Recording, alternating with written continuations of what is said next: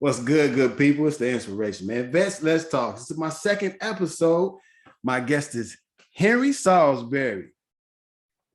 He served in the United States Army for 9 years, 4 deployments, 2 to Iraq, 2 to Afghanistan. His rank was specialist. Born in Augusta, Georgia. How you doing, bro? How you doing, man? Pretty good. I'm good, man. How's the family life going, dude? It's going, man. They're pretty good, man. Get big on me, growing every day. So Yeah, everything. it's gotta be something different seeing little man coming to different personalities like every other year because his age is going. Yeah, man. You see yourself and your kids, and the older they get, those little things you should do when you was a kid as well. So it's a good thing to see. You know what I mean? Right. Okay, let's jump into this real quick. Hey, first off, mind muscle, baby. Already, all right, Okay. represent. You know what I'm saying? Hey, hey, what were some of the fears that you had getting out of the military? Oh man, where can I begin? Well, the first fear was the change of the lifestyle. You know, you're used to that structure in the military and things are already set for you. And getting out is like, hey, what's next for me? You know, what's my place in this world? What value do I bring to the world? And what can I do to be who I am? You know what I mean? So it was quite difficult in the beginning. Right. So did you have a plan? That's it's like two and one. Did you have a plan and did everything go accordingly?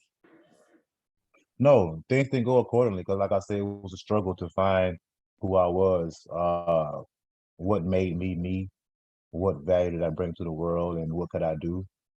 So I did get into to the security world, do a lot of nightclubs, security gigs, things like that, and I found my niche, which was that. Um, Being deployed so much and that military lifestyle, I kind of used those skills to work for me. Right. What were some of the challenges that you had when you got out? Like I said, finding work, um, just really finding who I am, like who is Henri, who am I, what can I do to bring this value to the world, and how can I first of all make money and work and get into that workforce. Like I said, it was so struck with the military, we have to worry about, a 9 to 5 because we had that set structure already, you know what I mean? So that was the biggest thing. And being happy with what I was doing. I found myself working jobs, easy jobs, but I wasn't happy doing what I was doing. You know what I Right. mean? So I wasn't content with that. I know I had better skills to offer the world and things to do. So I just, kind of pursued it in my own way and here I am today. I guess that's like the biggest misconception of when you have veterans, they go out for these jobs and when they get out of the military, they come from such a position where they're in charge of things and they're doing things solely based on a schedule Right, right, and standard and standard. And right, when you go to a job and you see people that's not holding up a certain standard, you're like, what is this? Is this really me? This is not. And then you get to right, thinking about purpose. Like, what am I supposed right, to be doing? Where am I supposed to be at? Like, right, right. well, what you're doing right now, would you say the military prepared you mentally as far as moving in that direction? Absolutely, man. First thing I think about is value. You know, what value can I bring to whatever thing I'm doing? You know what I'm saying? Value gonna bring the money. I had to get that thought process to my head, the hard way. Um, you know, Taking these jobs and doing these easy jobs, like I said, the money was good, but I was content with doing that type of thing.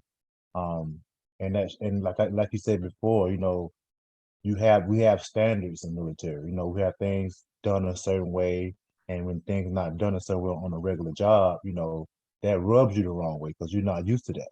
You know what I mean? Big time. Um, and with vets as well, that PTSD as well, just being around certain things and, you know, certain things would set you off a certain way and, it just wasn't comfortable for me. So I had to really dig into myself and find out what am I good at, what can I do, and what makes me happy. So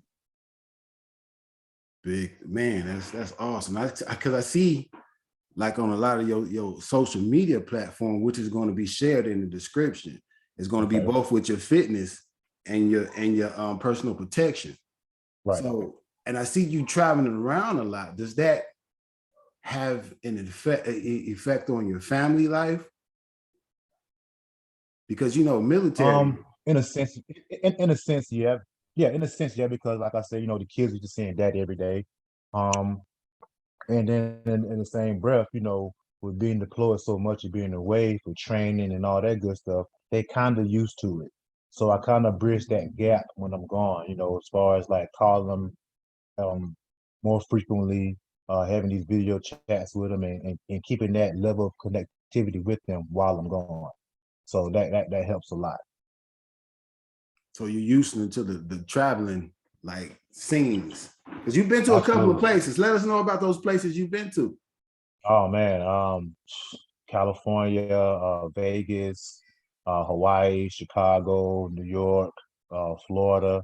It was an awesome experience, man. It's new for me, doing what I love to do, um, in the security world, and it just gave me an opportunity to kind of get myself out there and build from that. And in the same breath, people don't understand, the military aspect of what I do. So it's kind of hard to translate that to what folks actually understand. I don't know if Right. that makes sense or not. As It far as make prepping for missions and prepping for these trips and making sure things are in order, that goes into that structure I had in the military. So that helps a lot. the detail. Because it's one Absolutely. small thing is off on that road. Because we were in a deployment together. He was on one team, I was on another. So we know all about preparation. Absolutely. Military people are the best people to talk to as far as business because of the structure and the leadership. Right. It, Absolutely. it's Absolutely. a whole lot in that. So that had to be something like that was like amazing to you. And I seen the That we smiles. were always in sync. Like no matter what we did, yeah. I love that. I love that camaraderie we had, man. No matter what we did, no matter what was going on the night before, when it came to work and it came to that mission, everybody was on point. Everybody knew exactly what to do. And bringing that type of structure to a civilian is different because they want to ask, well, why I got to do this? Why I got to do that? Well, we're doing this stuff for a reason. They don't see the bigger picture. They don't see if things can happen. People don't see that. So that gave me that vision and that structure as well. You know what I mean? Right. Yeah. And I'm checking out your fitness journey. Are you getting ready for a competition? Like what's that? Yeah. I have a competition. I have a competition in March, man. It's March next year. The difficult with that is, because I travel so much with my client, it's hard to be in that prep mode. So I have to kind of find the ways to keep my eating on point and my training. But now I have a kind of balance to where I can do those things and prep for my show. So So you had to kind of find your niche where you fit in as far as eating your foods on certain times. Like absolutely, absolutely. Just using those small resources, man. Bringing my food with me. If I do, because I have to kind of order my food based off my calorie intake or what I have to eat. And it's difficult. It's very difficult because they like to eat, they like to drink, all this good stuff. And I can't do all that because I'm in a different mindset when it comes to what I put into my body. right. Yeah. Man, so that because fitness in the military is real big. You have to, and a lot of it, and I'm not even gonna lie, a lot of it leaves veterans when they get out of the military for some reason. Oh yeah, yeah. No, I had a lot of guys, used to train with over there and work out with, and these guys were like monsters, man. And to get back to the stateside and the real world, all that stuff is out of the window. Everybody want to eat and drink. I just never stopped.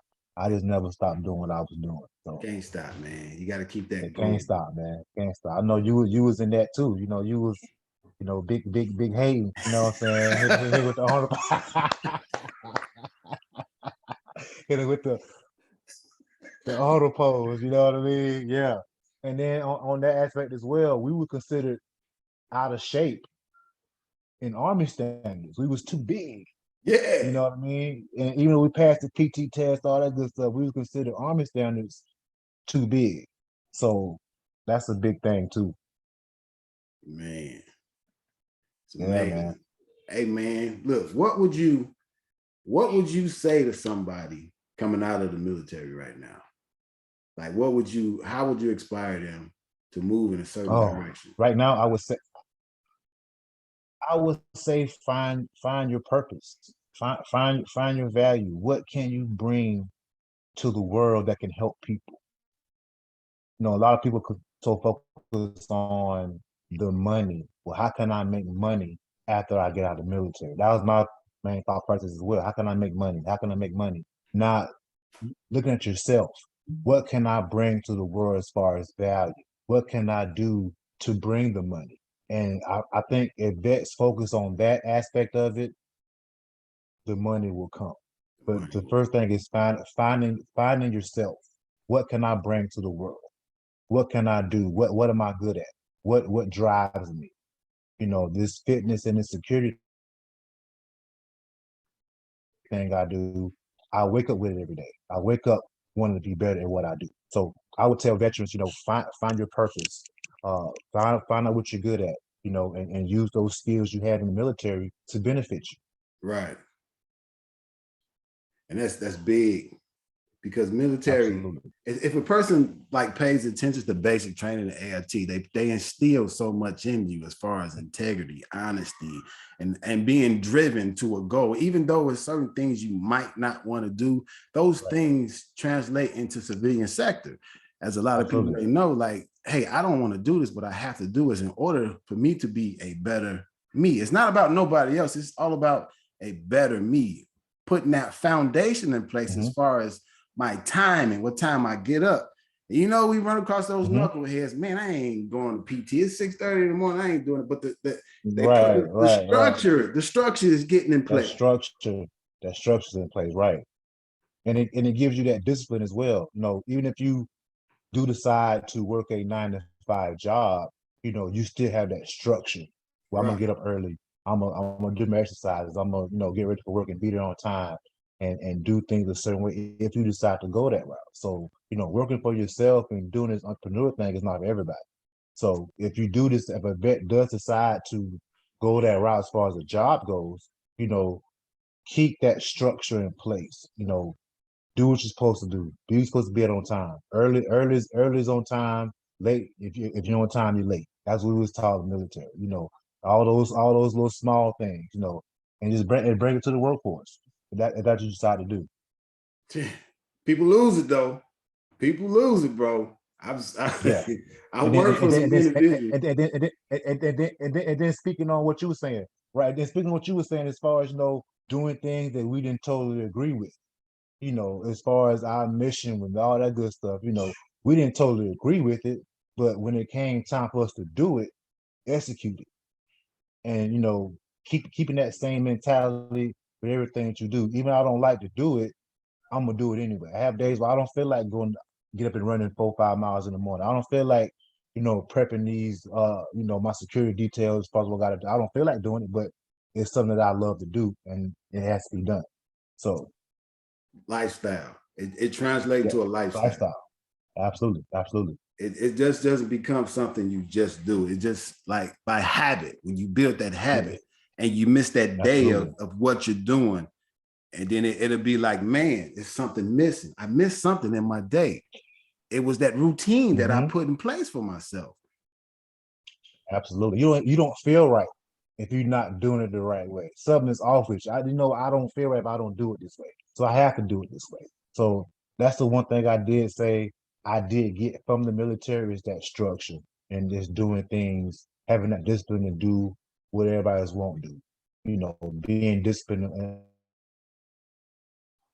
in my job and not drinking when everybody else drinking because I'm watching what's going on. I can't engulf into drugs and all that good stuff because my purpose is to watch this guy's life. This guy's life is in my hands. I take that very, very seriously. So having that mental capacity to do that, from deployments, it carries over to to what I do now in a big way. Right. Because like I said, with the security, you was in the personal security detachment, right? Right. See, and it translates, it transfers over. Hey, big resume, something to Mm-hmm. look at. War vet. You got a Bronze Star, huh? Yeah, Bronze Star with Valor As a specialist. You hear me? as a specialist. Yeah. That was big, man. Yeah, Big man, that memory. was a big man, big memory. That's something that we nobody expected that to happen. We didn't, but like I said, the training we used to do and things, it was automatic. I knew what to do when it was time to do it. It was repetitive still, and it just I was blessed to make it out of there alive, and my body was as well. So it was an experience. So you do personal training as well, right? You train, you train. Absolutely, absolutely. I not so much now. I do online courses. I put together a program for clients or whatever. Because my security has me so busy doing that because I travel so much. It's hard to work with clients one on one. But I do online fitness programs. I put videos together for you, the whole nine. So That's big, man. Hey, well, that's pretty much it for the vets. Let's talk, man. I appreciate you for getting on here for this amount of time that we had. It was hard getting a hold of the man, but I got a hold of the man. The hey, Mr. no Man was problem, man. here. No problem at all, man. Thank you for having me on. I love sharing my story. And I'm proud of you, man. What you're doing. This outlet that vets have to talk about the transition from the military to now. People don't talk about that. Yeah, People hear vets and PTSD. They kind of shy away from it, and that's what makes vets go. Like that's what drove us. And now that transition is hard. It's hard for vets to kind of get to that space where we at right now, as far as finding what we do and getting it out to the world. So I appreciate you, brother. and Uh, that was pretty much the purpose. on Explaining to a the lot of world. levels. That was pretty much the purpose. Explaining to the world what we're not because they see trouble. They see this. Oh, you've been deployed? Oh my God. Were you You involved in crazy? the war? Like, Right, right, right. Like you crazy? Like no, I'm not crazy at all. I got good sense. You know, but see that's the thing. People those skills that we have. If people had those skills today, a lot of things we prevented as far as shootings and kidnappings and all this other stuff that's going on in the world today because people are not situationally aware of what's going on around them. They're so engulfed in these devices and everything else, they don't see, okay, if you're just watching what's going on around you, things can be prevented, but people don't do that. People right. don't, they're so engulfed in everything else. And as a vet, we watch everything. Everything that move, we watching. Not only that, Steg, it's the leadership in a lot of these jobs, the management is just piss poor. Mm-hmm. Like Absolutely. a lot of these managers hold a standard over their employees that they don't even have of themselves. Like, how is Exactly. your Exactly. employee showing up on time and you showing up 10 minutes late? That don't Right. sound right. That don't even look That, right. man, absolutely. And then you have the employee doing the job of the manager because the manager's not there, and or the employee can do the job better than the manager can. So it's a cold game, man. It's a cold game. And that's one of the biggest reasons a lot of vets shy away from working for people and trying to get into working for themselves because it's kind of discouraging. That's like we talked about coming Mm-hmm. from structure to an Mm-hmm. unstructured situation. Absolutely. And then another thing, when we were in as well, we had these high-ranking people in charge of us, and we knew more than they did. And it's the same concept on the civilian side. I got this guy, he's making six figures a year, and he knows nothing about this job. Difference is military, we had to listen to him. We had to. We had to go to parade rest, no matter if he was know what he's talking about or not, we said listen to him. On the civilian side, that's not gonna take that. Not at all. You know what? I'm out. So yeah, it's not at all. So it's pretty much the same thing, but we adjust and we do what we got to do as far as veterans go, and we adjust. That's what we do. We adjust anything. Hey, man, appreciate you. I'm about to close out, brother. Hey, man, Yes, sir. Hey, nice talking to you, man. Appreciate you, my bro. Vets, let's talk. Hey, we want to hear from you. Share your story, what you go through, what is it? They want to hear from you. I want to hear from you. The juice wants to hear from you. Hey, it's the inspiration, man.